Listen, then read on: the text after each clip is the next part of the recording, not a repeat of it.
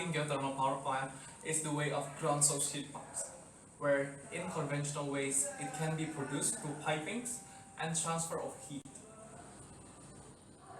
A much more conventional ways are often used in countries like that have extreme measures.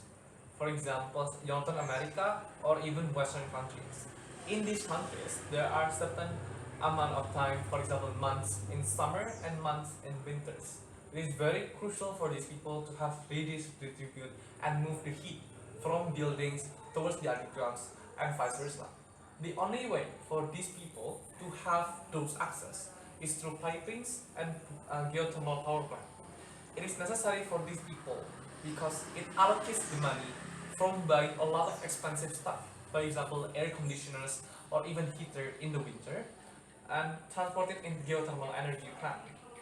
In this plant, you can utilize this in simple way like that, or even you could utilize it to make energy for factories, etc. This is why ground source heat pump as the most conventional ways are really used for simple things. What's problematic in United States or even in Western countries that this technology needs to dig up some space. Right now, they do not have that options. But Indonesia, as the land with a lot of space and a lot of earth, we could dig some up and implement those projects. It is very crucial that we start now.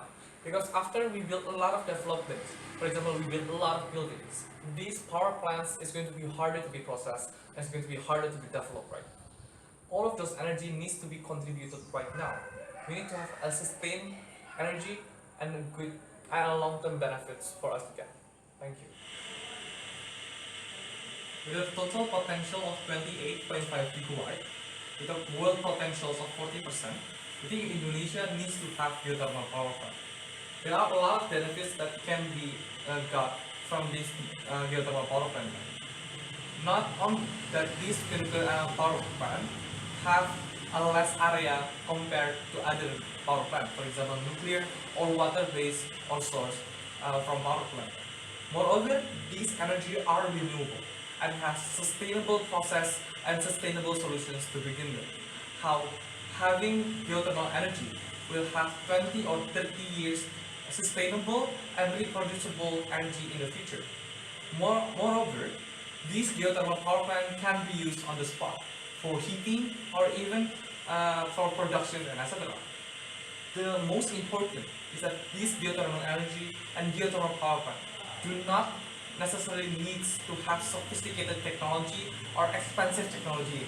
That is why that this geothermal power plant can be affordable for people in the beaches, mountains, or even by Indonesia's government. We think that geothermal energy is the solutions for Indonesia.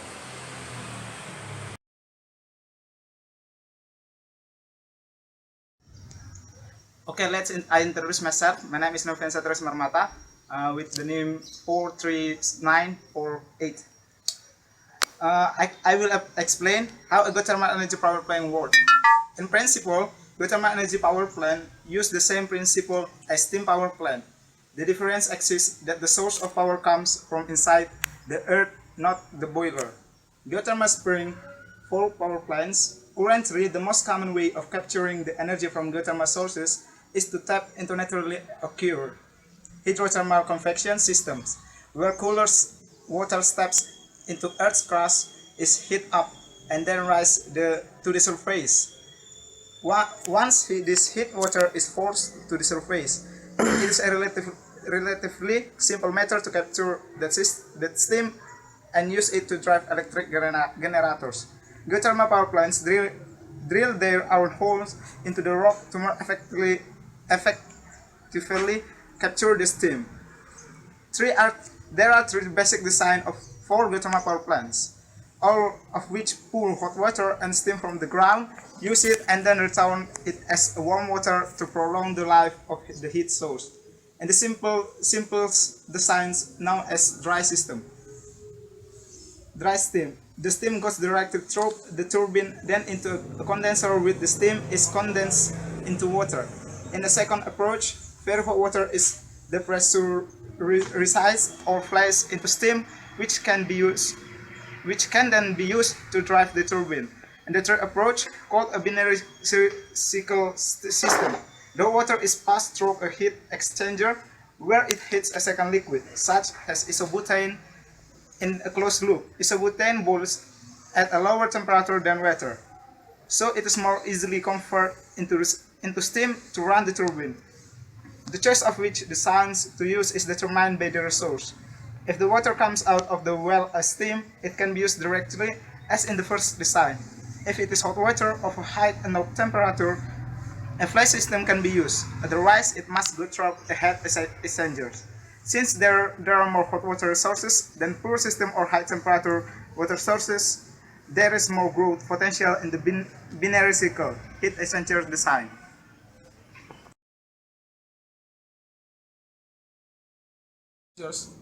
Geothermal system in operation is now steam-driven plant in an area called geysers, north of San Francisco, California.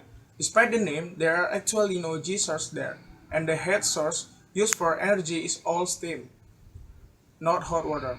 Although the area was known for its hot springs as far back in the mid-90s, the first well for the power production was not drilled until 1924.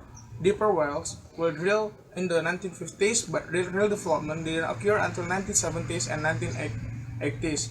By 1990, 26 power plants have been built, and its capacity is more than 2,000 megawatt.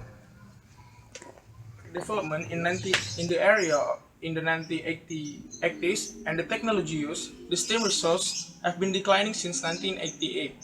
Today, owned primarily by the California utility Calpine, and with net operating capacity of 725 MW, the geysers facility still meet nearly 60% of the average electrical demand for California North Coast region.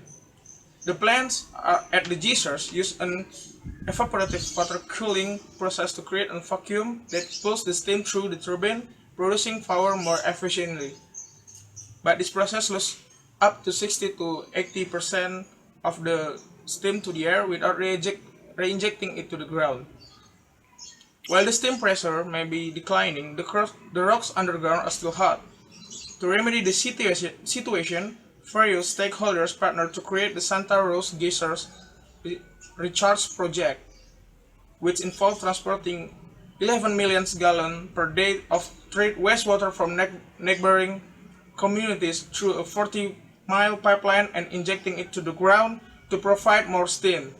The project came online in 2003 and in 2008 provided enough additional electricity for approximately 100,000 homes. One concern with open systems like the geysers is that they emit some air pollutants. Hydrogen sulfide, a toxic gas with a highly recognizable rotten egg odor, along with trace amounts of arsenic and minerals, is released to the steam. Salt can also pose an environmental problem. At a power plant located at the Salton Sea Reservoir in southern California, a significant amount of salt built up and now re-inject the salt back into the different wells. With closed-loop system, such as the binary cycle system, there are no emission and everything brought to the surface is returned to the underground. Direct use of the geothermal heat. Geothermal springs can also be directly for heating purpose.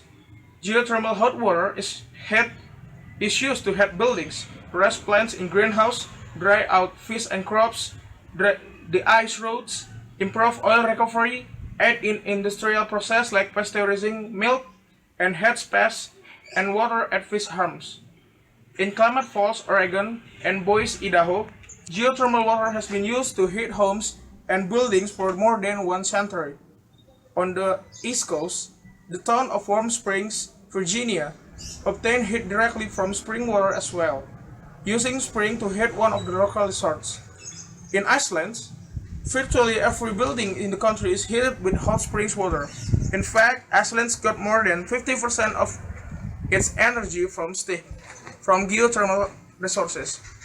In Reykjavik, for example, population of 118,000 people, hot water is piped from 25 kilometers away, and residents use it for heating and hot tap water.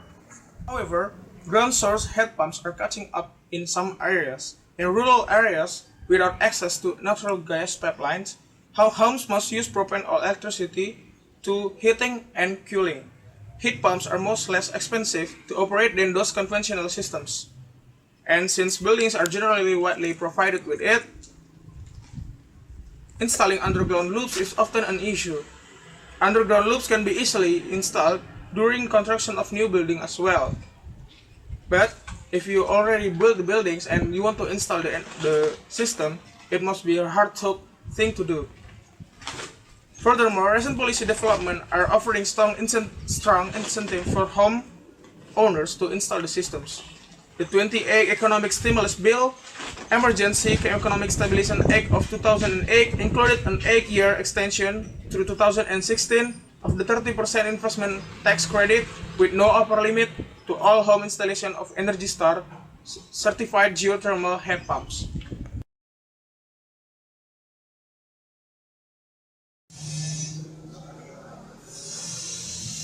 The geothermal energy has the potential to play a significant role in moving unit states and the country toward a more cleaner, more sustainable energy.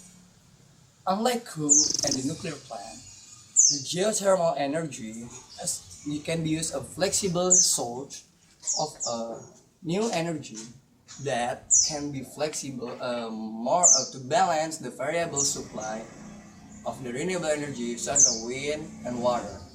The cost of the electricity of geothermal energy increasingly being competitive. The U.S. predict that the cost of electricity from the geothermal plant will be less than 5 cents per kilowatt hour. An approach to capturing the heat in the dry area is known as an enhanced geothermal system or hot dry rock. The hot rock reservoir, typically at the meter deep below the surface with conventional heat source, are first broken up by pumping high-pressure water through them. The plants that pump more water through the broken hot rocks, where it heats up, return to the surface as a steam and power turbines to generate the electricity. The water is then returned to the reservoir through the injection well to complete the circulation loop. Plant that use a closed loop in a recycler no flood or heat traffic emission other than water vapor, which may be used for cooling. A 2006 study by MIT found that EGS technology could provide the 100 gigawatts of electricity by 2050. The DOA was EGS ready for commercial development by 2050. Like Japan, Australia, France, Germany is a project R&D to make the EGS commercially viable. One calls for careful consideration with EGS the possibility of induced seismic activity that may occur from the hot dry rock drilling and the flow.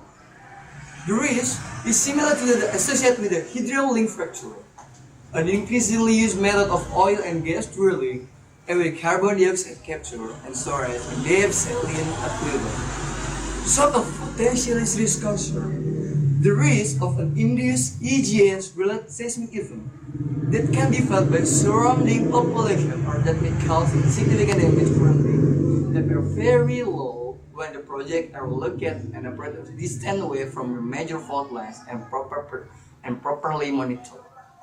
Appropriate site selection, assessment, and monitoring of rock fracturing and seismic activity during and after construction, and open, transparent communication with local communities are also critical.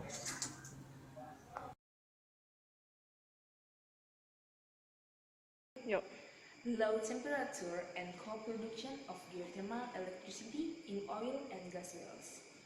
Low temperature geothermal energy is derived from geothermal fluid found in the ground at temperature 150 degrees Celsius or less.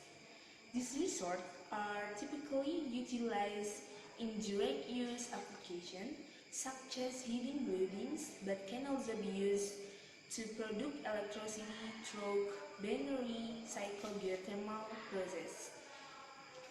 Oil and gas fields already under production represent a reservoir.